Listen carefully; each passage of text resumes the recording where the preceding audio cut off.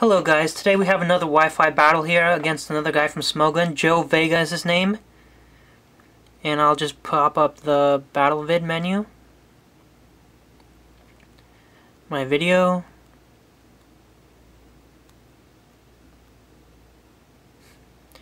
Alright, so he's going to be using a rain team. I can see it's kind of stallish. It has Skarmory, has Chansey, has Tentacruel, and then it has Politoed to set up the rain. I'm using a non-weather team, probably one of my favorite teams. It's my original team that I've been using for a while now, and it's been pretty successful.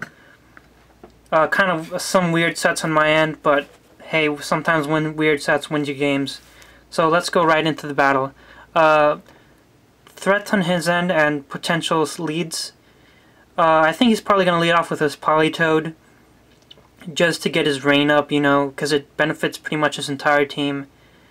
Scizor is going to be huge this battle, dismantling Chansey and setting up against Skarmory, helping break up that stall that's so potent on his team, on his end. My Hitmontop is not going to be that useful except maybe for Chansey, but aside from that it's not really going to be too huge. Ferrothorn, if I can get rid of that Skarmory, is going to be able to do wonders for this battle. But seeing as how he's probably going to lead off with rain, I'm going to lead off with my Mixed Dragonite, which I usually lead off with when using this team. Now he leads off with his Politoed, just like I thought he would, and I lead off with my Dragonite. And right away I'm going to go ahead and go for the... well, after he sets up his Drizzle, I'm going to go for the Draco Meteor. He goes for the Ice Beam, and I'm not using Multi-Scale because I can't use the Superpower and Multi-Scale in the same set. Until Black and White 2OU comes out, then I can use it on the same set. But for now, I'm just going to use the Focus Sash.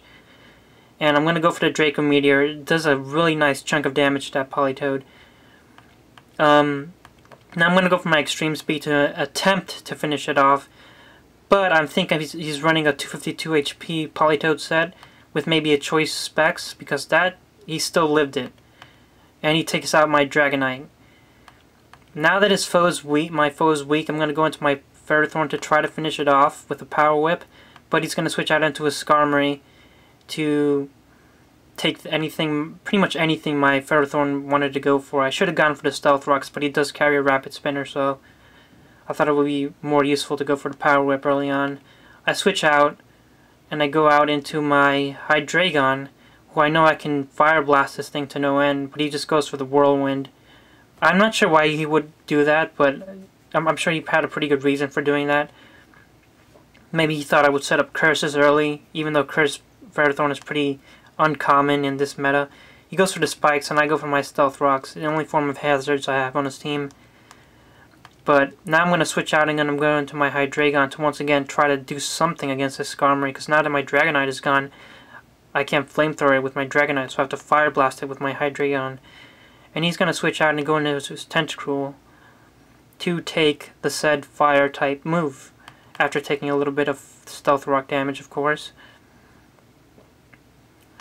And he takes it like a champ. He really does. And he's going to get the Rain Dish and the Black Sludge recovery. 2 recovery in one item. And for, I don't know, his ability and his item working together to provide good consistent recovery in the rain. I go for the Earthquake because I am a mixed Hydreigon. And he just wants to go for the Rapid Spin just to get rid of my rocks, which aren't too huge of a threat to his team. I probably would just go for the Scald or the Ice Beam, but here I just go for the Draco Meteor, just in case he wanted to go switch out, because I know Draco Meteor would have finished him off at this much health.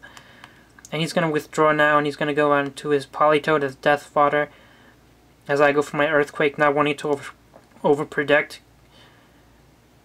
And so Politoed is going to go down. He made a really nice play going to his Politoed, because Politoed probably wouldn't have been very useful for the rest of this match.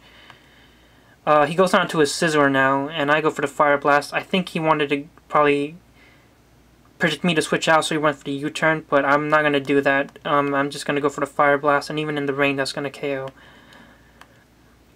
Now he goes on into his Chansey, and I have to switch out, and I'm going to go out into my Hitmontop, which is the thing that on my team that can hit this thing for the hardest amount of damage.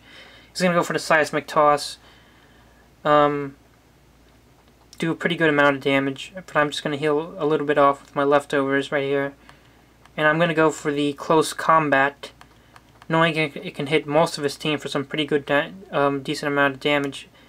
But he switches into his Scarm to take it. Now, here I get the crit, which did matter, because he would have been able to do a lot more. He would have been able to get another layer of entry hazards or roost off the damage. So I'm sorry about that, but I can't really control hacks on my end. He's gonna go for the Brave Bird right here, just to finish up my hit on top. And he's gonna recover a little bit of health with leftovers. As I send out my Hydreigon to try to scare him out. And I go for the Draco Meteor, again predicting something else to come in, like his Chansey or his Tentacruel. But he's just gonna leave it in at Death Water once again. And I take a little bit of my Life Orb damage. He's gonna go out into his Chansey right now. Now, I'm just gonna go straight for the crunches because that's the hardest thing I have to hit this thing. I don't really have any other options against it besides my Cursed Pharaoh, but I don't want to set up so early. I need to get a clean switch into my Cursed Pharaoh in order to start, doing stuff. I go for the second crunch, but he sees that I'm in Life Orb range of KOing myself, so he's just going to go for the Soft Boiled as I finish myself off with the Life Orb Recoil. And that was a very smart move for him. Probably the play of the match for him. Yeah, he's going to get the Soft Boiled off successfully and restore his health, her health, back to near full. I'm going to go into my Ferrothorn and I'm going to start setting up the curses. As she goes for the Seismic Toss.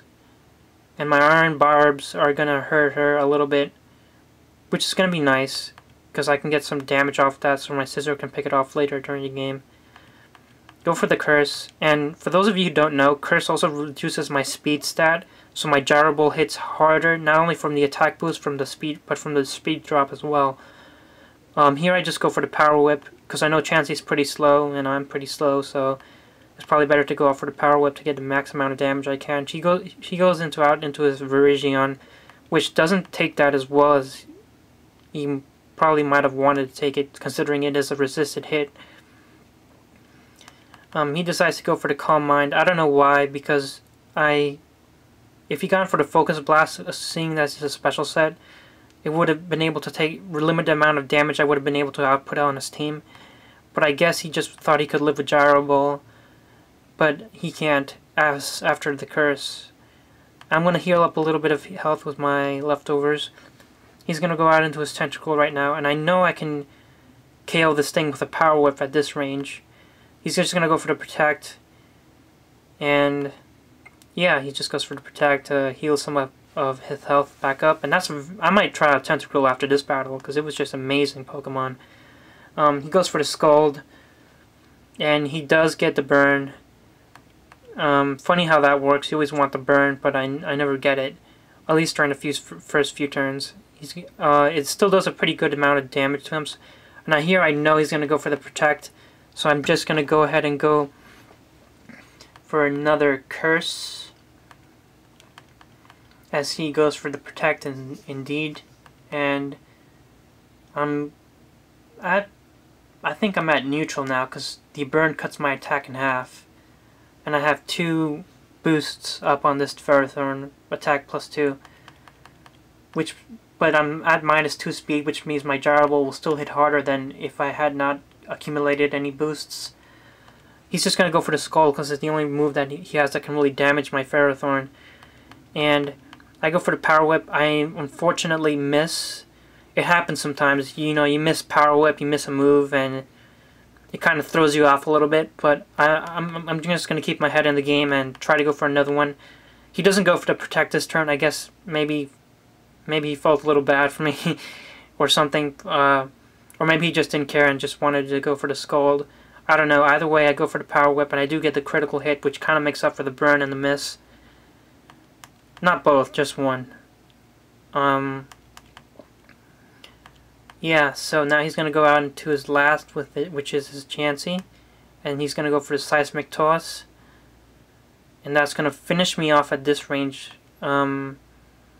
For those of you wondering, like, Ferrothorn can even take like a close combat from Choice Scarf Terrakion after one curse. It's really amazing. I go for the Swords Dance here to attempt to finish him off, because I know the only thing he probably has on his chance to hurt me is Seismic Toss, and I can take one of them, definitely. I am a Life Orbed, Jolly, 252 speed Scizor with 252 attack EVs, so I'm able to knock this Chansey out after a Swords Dance boost combined with Life Orb damage. So good game, JoeVega. Thanks for the awesome battle. This is my second ever Wi-Fi battle I uploaded.